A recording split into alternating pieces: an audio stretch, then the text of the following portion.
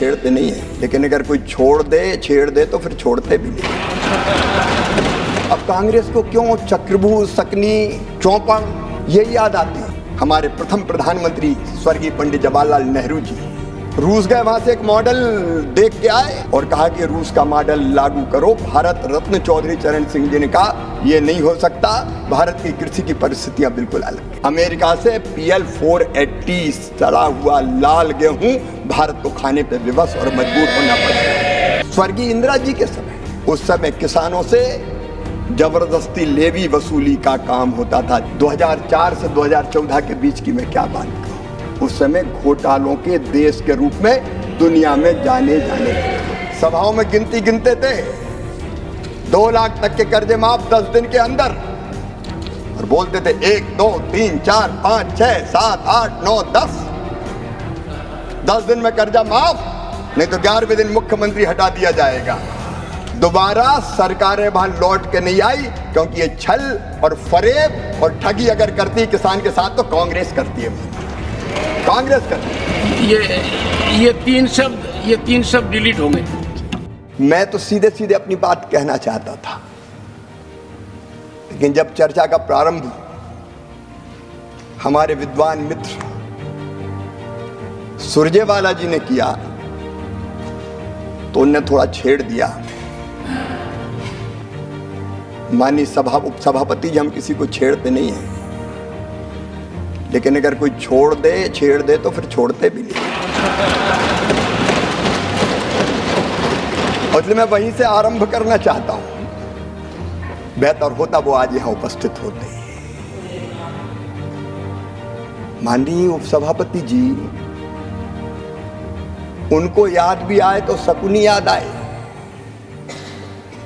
शकुनी, चौपड़, चक्रव्यूह, और इन सारे शब्दों का संबंध है अधर्म से।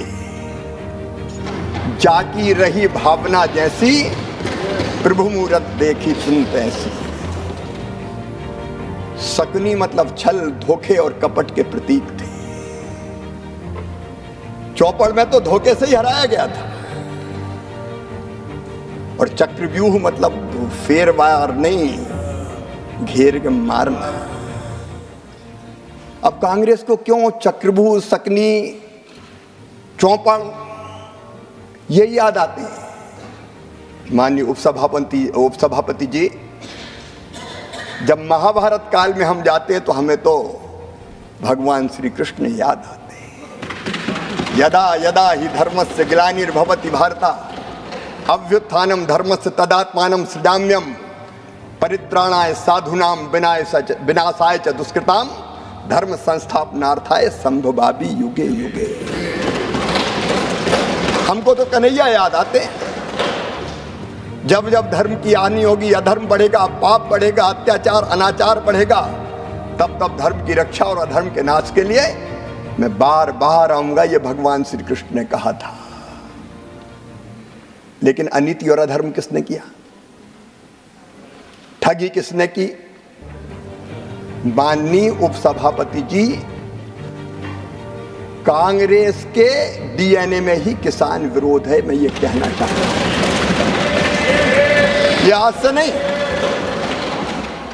नहीं, प्रारंभ से ही कांग्रेस की प्राथमिकताएं गलत रही है। हमारे प्रथम प्रधानमंत्री स्वर्गीय पंडित जवाहरलाल नेहरू जी, मैं उनका आदर करता हूं, लेकिन भारतीय परंपरा खेती के बारे में उसका निर्वाह नहीं किया। रूस गए, वहां से एक मॉडल देख के आए और कहा कि रूस का मॉडल लागू करो। भारत रत्न चौधरी चरण सिंह जी ने कहा यह नहीं हो सकता, भारत की कृषि की परिस्थितियां बिल्कुल अलग है। प्राथमिकताएं गलत थी उपसभापति जी। 17 वर्ष तक उन्होंने प्रधानमंत्री जी के पद को सुशोभित किया, लेकिन तब क्या होता था? अमेरिका से PL 480 सड़ा हुआ लाल गेहूं भारत को खाने पे विवश और मजबूर होना पड़ा। माननीय उपसभापति जी, स्वर्गीय इंदिरा जी के समय, मुझे अच्छी तरह याद है, हम छोटे थे, उस समय किसानों से जबरदस्ती लेवी वसूली का काम होता था। जबरदस्ती लेवी वसूली जाती थी। अगर 2 क्विंटल भी है तो 1 क्विंटल दे के जाओ। बिंडे खोद दिए जाते थे, रखा हुआ अनाज उठा लिया जाता था। भारत आत्मनिर्भर नहीं हुआ। स्वर्गीय राजीव जी ने भी बात जरूर की, उन्होंने बात अवश्य की एग्रीकल्चर प्राइस पॉलिसी की, लेकिन किसानों की आय बढ़ाने के लिए कोई सार्थक कदम नहीं उठाए। यहां तक कि माननीय उपसभापति जी, उदारीकरण का प्रारंभ हुआ। स्वर्गीय नरसिम्हा राव जी, मनमोहन सिंह जी उस समय वित्त मंत्री थे, लेकिन उस समय भी कृषि से जुड़े उद्योगों को डी लाइसेंसिंग नहीं किया गया, क्योंकि प्राथमिकता गलत थी। और माननीय उपसभापति जी, 2004 से 2014 के बीच की मैं क्या बात कहूं।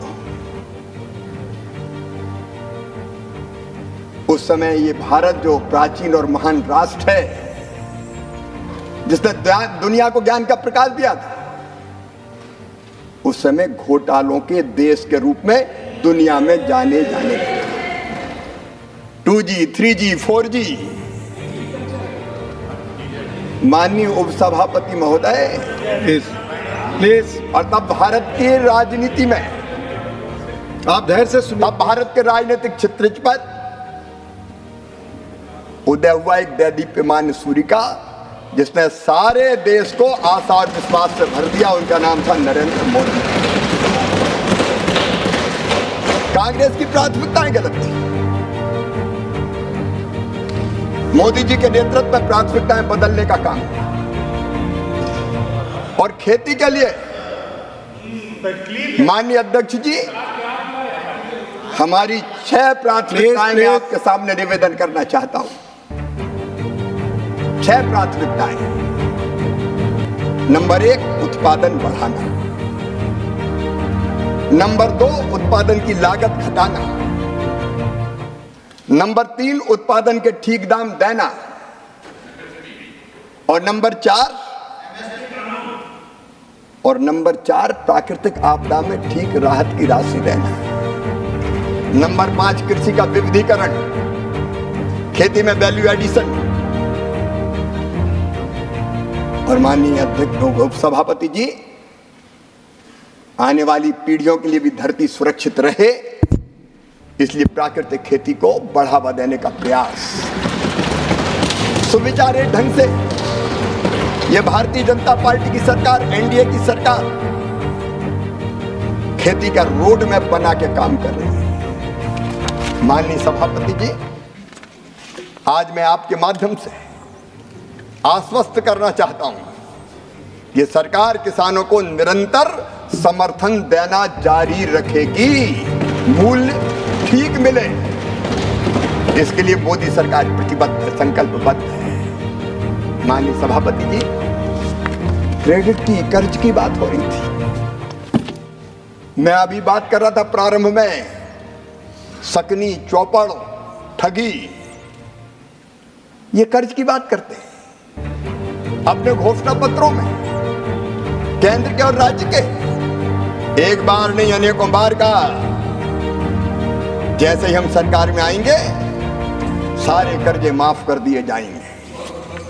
मध्य प्रदेश, छत्तीसगढ़, राजस्थान, इनके नेता गए थे, सभाओं में गिनती गिनते थे, 2 लाख तक के कर्जे माफ 10 दिन के अंदर। और बोलते थे 1, 2, 3, 4, 5, 6, 7, 8, 9, 10। 10 दिन में कर्जा माफ, नहीं तो 11वें दिन मुख्यमंत्री हटा दिया जाएगा। लोगों ने एक बार जिता दिया 18 में, इंतजार करते रहे।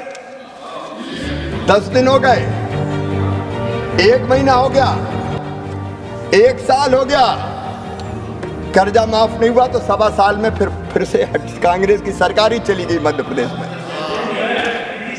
और दोबारा माननीय सभापति महोदय, दोबारा सरकारें वहां लौट के नहीं आई, क्योंकि ये छल और फरेब और ठगी अगर करती किसान के साथ तो कांग्रेस करती है। कांग्रेस करती। ये तीन शब्द डिलीट होंगे। माननीय मंत्री जी, we have today about 4.5 minutes. Would you like to conclude today or?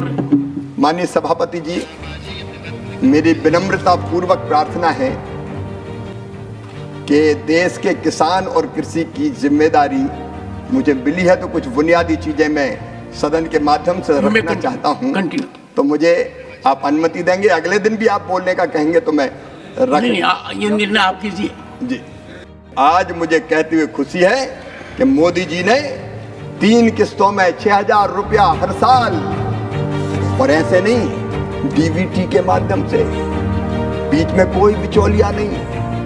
एक प्रधानमंत्री जी इस देश में हुए थे जो कहते थे 1 रुपया देते हैं 15 पैसा पहुंचता है, लेकिन मोदी जी ने कह दिया ना खाऊंगा ना खाने दूंगा।